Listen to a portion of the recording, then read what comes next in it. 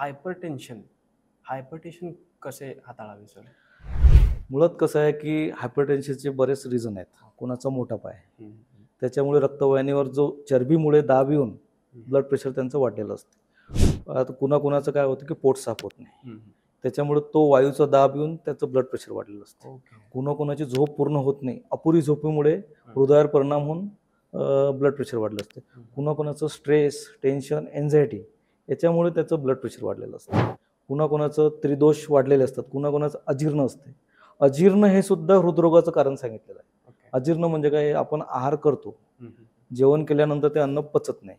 किंवा आयुर्वेदामध्ये कसं सांगितलेलं आहे की पूर्वीचा आहार जिरला हं, की दुसरा आहार घ्यायला सांगितलेलं आहे. हं, होते काय की इथं पूर्वीची वाट बघत नाही, सकाळ संध्याकाळ जेवण करायला पाहिजे असं आयुर्वेदामध्ये कुठेही मेन्शन केलेलं नाही आहे.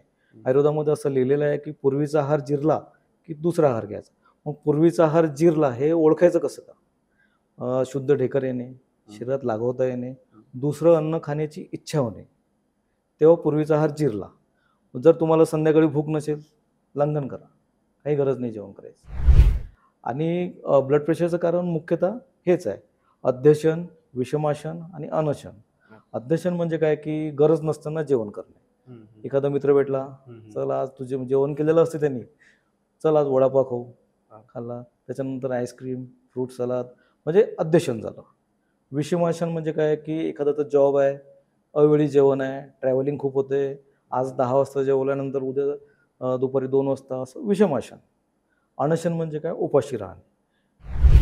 या तिन्ही कारणाने काय होतं की आपल्याला अजीर्ण होते, ओके, अग्निमंद होते. ओके, आयुर्वेदामध्ये सूत्र आहे, रोगेही सर्वयपू मंदाग्नी. ओके. अग्निमंद झाला की सगळे विकार व्हायला लागतात.